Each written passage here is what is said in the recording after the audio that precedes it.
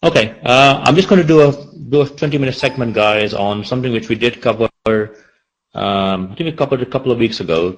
So I'm going to do something on the what I call the London close and also the average daily trading range, because I noticed that a few people got caught out with it today, and I just want to do a little small segment on it.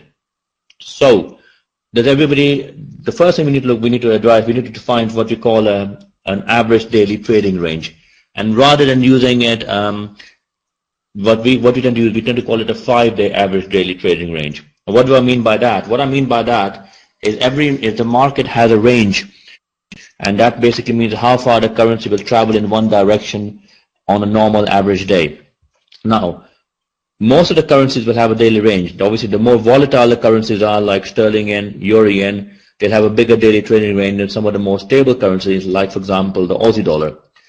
Now, just as a token, the average daily trading range on something like the Aussie dollar is approximately, the 5-day range is about 102 pips. So what does that tell me? What it tells me, any given day, on the last 5 days, on average, the Aussie dollar has moved 102 pips in one direction. And that's all it's done. So this is the average daily trading range in the 5 days on the Aussie dollar, which is approximately 102 pips. Now, what does that tell me? It tells me this is how far the currency will move in one direction before it should start retracing and it should start moving around. This is where we use the daily range concept, and we times important times of the day, like the London close. So yeah, this is in one direction, Jack. So from top to bottom, yeah. So from peak to trough in one direction, basically. So what does that tell me? It tells me 102 pips is a range. When we get to certain psychological periods of time, like, for example, the close of the London, the most important session in the currency trading market is a European session. That's by far the most liquid session, starting obviously 7 o'clock in the morning till about 4 o'clock to 4:30 to 5 o'clock UK time. During the time, the London and the European markets are open and the market is at its most active. Getting to about 4 o'clock or 4:30 in the afternoon, and I'm using the Aussie dollar example here because we took 30 points on that as a trade today. If, for example, but the same thing can be applied to euro dollar as well. I'll show you the euro dollar chart in a second as well. If by the time you get to 3 o'clock, 3:30 in the afternoon, and the Aussie dollar, which today had done 100 and it had done exactly 100 and it had done 160 pips actually today, the Aussie dollar. Now you can have a look at the Aussie dollar chart from here, and if you just look at the time period here, we're looking at around about so about 5 o'clock. We're looking at 1.0180.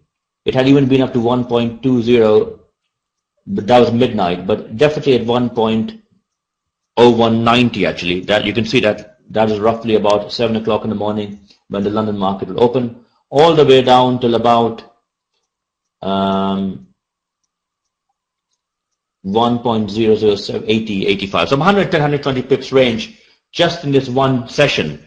I mean, the average daily trading obviously is a full daily trading range from the following day. The high was actually 1.20020 up here, and that's a 150 point move. So if you look from here to around here, it's a 150 point move. But even in the London session, we did 110 pips, 120 pips. Now, if you imagine you're a London trader and you've been having a position short on Aussie dollar, a pretty reasonable position to have, by the time it gets to 4 o'clock in the afternoon, you probably are well up on your position. Now, a lot of traders will not keep their positions open overnight, and what they'll do, they will lock in some profit. When they lock in the profit, this would normally be around 4 o'clock or 4:30 is when the London market starts to close, and this is where often you will see retracements happening in the big move. So this is where I say, and I say this I say this every day when I finish my session, or I come on the mic. Or I come on the mic, or more often I'll put it in the chat. I will say to you, Aussie dollar done average daily trading range, which I think what we were saying today. And my comments in the chat from about 3 hours ago will tell you that exceeded its average daily trading range. Therefore, be careful about going south on the Aussie dollar and look for retracements if at all you can. So this is what we look to do. We wait for the market to exceed its average daily trading range. We then look for logical levels on the grids. We look like logical patterns. Now let me just pull up and show you what the higher time frames were telling me on the Aussie dollar actually. So let's just pull that up whilst you guys are here for a second.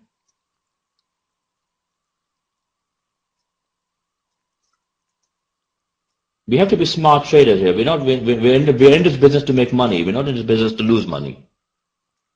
Otherwise, we've been some other business actually. Now, this is, but you should be able to hopefully see this chart coming up in view. This is my higher time frame chart on the Aussie dollar, all right? So I'm just superimposing that on top of the short time frame chart. Now, actually, the market has moved up a lot anyway. We're actually at 11 right now, but the level we're looking to go long was actually around about here, which is level around 88 to 90. This was roughly around 3:40 in the afternoon. If I put a 5-minute chart next to it, here, you can see around about here, it's about 3:15, 3 o'clock in the afternoon. And the low on Aussie dollar was around 88 to 90. Hopefully everybody can see that. So this was coinciding with this level around here, if everybody can see that. So there's a logical level on the grid. Why is there a logical level? You've got some support on higher time frames. Actually, at that time, the 1 hour was above the 2 hours, and it was even an extended reversal on the higher time frames. And it just looked like the 1 hour was miles and miles away. The market was completely stretched out. So we got to a logical level around about 86 to 90, around about here, where we actually said, you know what, this is a good strong level of support on the higher time frames. What time was it right now? It is 3:15, 3:30 in the afternoon. And actually, this is a time when the London starts happening. Actually, this one second, let's make sure I got the right time on because of GMT. Actually, this is actually 4:15 in the afternoon. Apologies for that because the way we do our clocks. So this is actually about 4 o'clock in the afternoon. So about an hour, 40 minutes ago. So this is typical London close kind of session. Everybody can see how that level actually held once already. It went again there. This is a London close, 4:15. This is the market close. And what did we see? We saw a huge rally up, almost 30 points which you got on the trade. Some common sense trading here. The market has moved 140 pips, 150 pips since the Asian session, 110 pips, 120 pips since the start of the European session. We do not look for the market to continue going down. There was major news around, but not significantly major news. So there's no logical reason why the market shouldn't retrace. And if you imagine that you're a trader, you've been sitting short Aussie dollar the whole day, what you will look to do, you will look to now close out your position. If you're sitting short, the moment you start closing out your positions, the market will change around and the market will go up. When people start closing out their long, and these are not small people here. You're talking about big funds, institutions, banks, hedge funds. These are the kind of people doing it. So very logical setup. I mean, if you think about it, it just makes a lot of sense that you've done this daily trading range, you're coming to nice levels on the grids, and this is where the grids are beautiful, because how else would you know how to get in? You could say, okay, well, you know what, I'll go in at a random level. But actually, the grids will tell you where to get in. You may see on the shorter time, this is what you'll see, this level. At the same time, I think I remember correctly, on the short term, we had an orange to white level. So around 88 to 90 was the level we're looking to get in. And we took some profit off the table, and it just literally shot up from here to here. Simple trade. This is really, really simple logic. Again, and it works day in, day out. Doesn't mean it's going to happen every single time. It doesn't mean that you take the trade and then you put a 100-point stop loss and you hope for the best. Not talking about that. I'm talking about taking it at a precise level on the grids, using appropriate money management strategies. The grids will tell you exactly where to get in. I mean, this level at 88 to 90 worked a treat. Why did it come up from 88 to 90? Because this level was there on the grids. It's confirmed on the charts. You can look here. You can see that it went down to 90. I actually got in this time. It went up. Again went down to 88, 90. It made a nice, and again went straight up from there. The market is not prepared to go below that because enough people have taken profit. Now, the euro dollar also did that. The same average daily trading range. It's not quite as much as the Aussie dollar. That's why I actually went for the Aussie. I didn't go for the euro. But actually, the euro dollar would have given you the same setup. So let me just show you the euro dollar chart as well so you can see what I mean. Make sure I can find the chart. 1 second. Here we are. So the average, again, the same thing applies to euro dollar. What's the average daily trading range? 99 pips. It had done actually about 100 pips today. So it had just done 100 pips. Let me pull up the chart so you guys can have a look.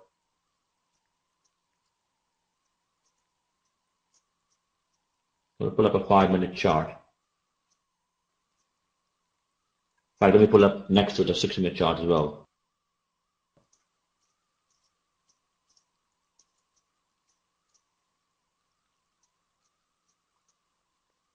And actually, what I also wanted to pull up was, so it looked a bit messy, but it just reflects the way it is really. I wanted to pull up a higher time frame on the grid as well, so you see exactly what I was looking at, because the same principle could be applied to euro. The reason why I went to the Aussie, but the same principle can have applied to the euro dollar as well.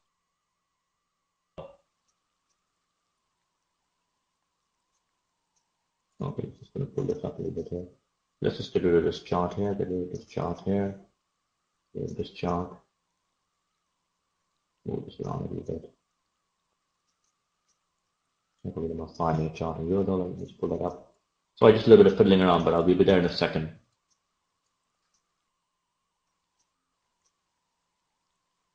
Okay.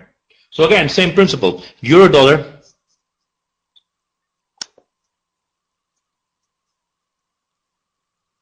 One second, Littlebell, come on for a second.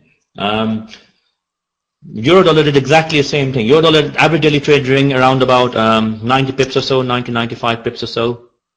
99 pips actually, and it did 100 pips or so. It just about exceeded it. It wasn't a huge exceeding. That's why we went to the Aussie dollar. But again, same logic applies. So if you think about it logically speaking, pull up a 60-minute chart on the euro dollar.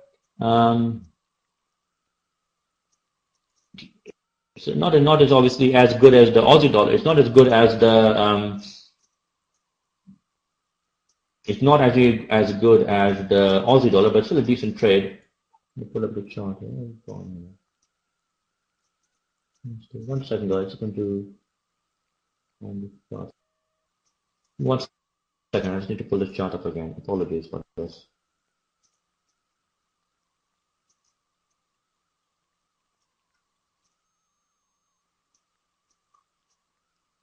Yeah, okay, this is already better. Okay, so again, we're just going to look at this. This is not as good an example as the Aussie dollar. I'm the first to admit it, but still a decent example. So again, you've got Aussie euro dollar sitting around about 60 down here. This is the European session spike around about here. So about 40 to 50. It came down. It came all the way down. So again, it had moved almost 60, 70, 80, 90 pips or so, which again is a decent move. Average daily trading 100 pips is just about done the average daily trading range. It wasn't as good as the Aussie dollar by any means, but still a decent trade. So again, by the time you get to 4 o'clock in the afternoon, you've got the same bias. Then the low on the euro dollar was actually around about 80, 82, 83. That was a low around here. What do we see on the higher time frames? We see here pivot point at 88. We see 2 strong levels on 1 hourly, 2 hourly. Again, it's not rocket science at all, really. So again, what you see on the timeline, you see support. You see maybe a reversal or orange to white. I believe it's probably an orange to white on euro dollar dash date when it happened.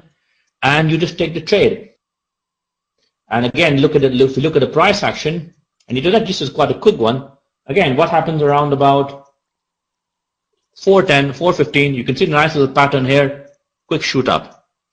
Again, if you imagine everybody is holding the short positions, when they start closing out their shorts, the market has to go up. So if you're sitting around 4 o'clock in the afternoon around here, the market has already moved 150 pips, 110 pips, example being, then you do not want to hold your shorts any further. It doesn't mean that it's not going to fall further. It may do that, but I'm talking about balance of probabilities. And in the balance of probabilities, by the time you get to this position here, even though there'll be clear roads below you, and somebody else said they couldn't resist the clear roads. If they're going to be clear roads below you, it's irrelevant. The fact is that 4 o'clock in the afternoon, 4:15 in the afternoon, the London traders have to go home. They've already been sitting short in euro dollar and Aussie dollar the whole day. So therefore, they will close out the positions. If they close out the positions, the market will go up. So always around this time, when you've done your average daily trading range, look for opportunities to go against the trend with good money management. If you'd gone short euro dollar, if you'd gone long euro dollar in the 80s, you only need to put a 15-point stop loss actually. And if you make a fresh low, you get stopped out, and that's it. Same thing with the Aussie dollar. Again, put a 10-15 point stop loss. You use your levels on the grids. and then you look to do that. The beauty of the grids is it'll tell you where to get in. So you don't get in at arbitrary levels. I mean, you could probably argue that just looking at a 5-minute chart, probably this would have been a good place to go short, to go long anyway. And I'm not going to, I agree with that. Even without the grids, probably just looking at that chart, you could have gone long on the euro dollar. But the grids, if you looked at the grids, you would have seen significant support around the 85, 86 level, and that would have confirmed your trade for you. So it just gives you extra confirmation of trade, which is where the grids come in beautifully. So look out at this time of the day. So I always mention this if I'm around, I will always mention if a currency has exceeded its average daily trading range by 4 o'clock, 4:30 in the afternoon. If that has happened, be very wary of going with the trend. You look to go counter trend using the grid to identify clear and precise levels. Does anybody have any questions on that? I hope that's quite self-explanatory. I saw it happen. It happened today. I think Sam managed it really, really well, to be honest, because he added appropriately and got out and he made some profit. But actually, in hindsight, actually the trade to take was long, around about 4 o'clock in the afternoon. Elizabeth, in regard to your question, you can actually get that information. I mean, you get information from us. I have got a software which I use, which is proprietary, which tells me that. But I'm more than happy to post it every day. And I always post it. If I'm around, I will always post if a market has exceeded its average daily trading range and what it is and what to look to do. But you can actually probably buy some proprietary software. I've actually got some software which I have for the MT4 platform, which tells me that actually. But I'm more than happy to post it if you want me to post it. And especially, obviously, if it hasn't exceeded it, I won't say anything. I'll say nothing much is happening. But if it has, then obviously I will post it. And just be wary of it. Just don't get caught out. And actually, you can make some nice trade. We got plus 30 in the Aussie from 90 up to 20. And it is an easy trade. Really, really easy trade if you think about it logically. And the logic makes sense. Anything which is logical often works out on a regular basis.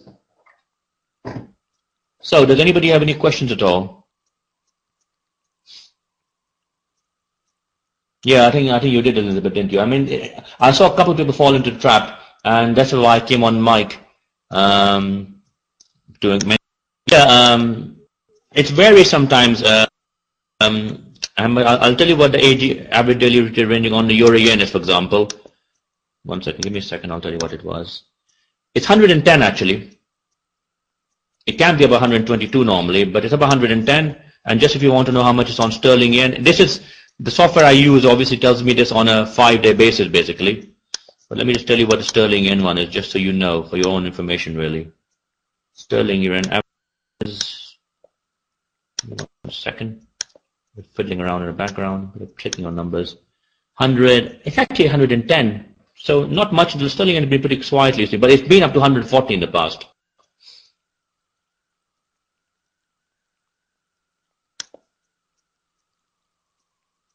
Yeah, I think you can get that, Jack. You can get a standard indicator. It's not a problem at all. I've got something which which I actually bought actually a while ago, but unfortunately it's proprietary, so therefore I can't share that. But you'll always get information from us anyway, and obviously I'm more than happy to post them. A fair number, Ahmed, a fair number. About at least probably 2 to 3 times a week it happens. And obviously the more it's crossed, the bigger the chance you'll get a decent retracement and a decent pull-up. But it's always worthwhile watching out because it avoids you making mistakes, and most importantly, it can even be a profitable trade for you. So always watch around that time, 4 o'clock to 4, probably 3:15, 3:30 onwards UK time till about 4:40. If it gets you after 5 o'clock, then probably forget about the trade because after 5 o'clock everybody's gone home. So if the retracement hasn't happened by 5, then probably get out. So if it hasn't happened by 5 o'clock or even 5:15, if you're in the position, it hasn't retraced much, then probably I would get out of the trade and for break even or a small loss and move on to the next trade. You can have a very tight stop loss. I mean, with the Aussie dollar and the euro dollar, you only probably needed a 15-point stop loss, and that would have been more than enough. Just watch out for this trap. Remember, we are here to trade smartly. We are here to be smart. We are here to think outside the box. Think logically. We're not just here to say, okay, I can see a nice big gap, let me go short.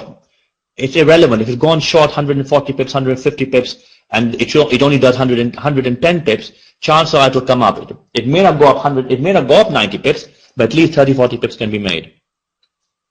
Tony, the reason why you don't need that is the reason why you don't need to have such a big stop loss is because you can manage your position. The low on the Aussie dollar was around 80. So if I went long at 90, I could put a stop loss around 75, and that's a fresh low, and just get out at that stage. Yes, it is, Stephen. It's the way we calculate is normally the midnight GMT, actually. Thanks, Graham. Yeah, no worries, Tony. No problem at all, my friend. Yes, it does, Mohammed. It can do. But again, this is something which I'm not that familiar with because obviously normally New York close, I'm pretty much tucked up in bed. But I can imagine it probably does.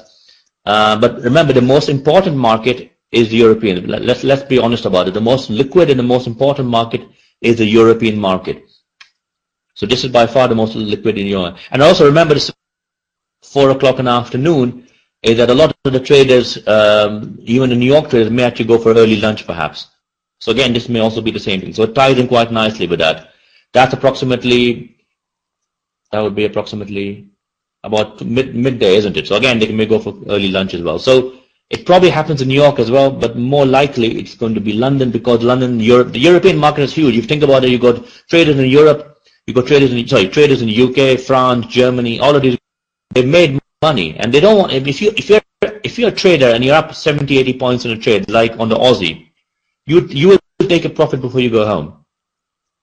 Yeah, I'm talking about 4 p.m. London time. Yeah, which is approximately it's about 11 to 11:30. So maybe not quite lunchtime in US, but you never know. So does anybody have any further question on that segment? Just really trying to. Sorry, Graham, I've misunderstood your question. I'm talking about the London close, which is approximately 4 p.m. UK time. 3:30 is probably reasonable time to start. 3:30 to 5 o'clock UK time is when the London market closed. UK time I'm talking about, obviously. Obviously, the New York close is going to be a lot later on in the evening. Okay, anybody else got any questions on that? So don't make this mistake. Think outside the box. Be clever traders. The grids will give you levels, identify the trades. We had easy 30 points. I don't know if anybody else took it. I think Salesh was there actually. I think he understood it. I think he does understand the concept pretty well. He took I think plus 25 on Aussie, but I was telling people like this is the place to be, and even the euro dollar worked out beautifully actually. But obviously I was in the Aussie dollar, so I took that trade. So any final question? Anybody got any comments at all? Hopefully it's useful. Again, whatever little bit of information I have, just the concept of London close is not something which I've developed. I'm the first to admit it. It is something which I've learned in my travels as a trader. But obviously what I've tried to do is identify things myself which make sense to me, which I've learned, and pass them on so that you can benefit from it. Okay, guys, if there are no other final questions, I will wrap up this segment, which I think Martin hopefully has videoed. He said he would anyway. And I will see you guys on this watch, and I think Martin will protect the normal grids in a second. Thank you very much. No worries, Stephen. Thank you. And Elizabeth, usual stuff. Thank you.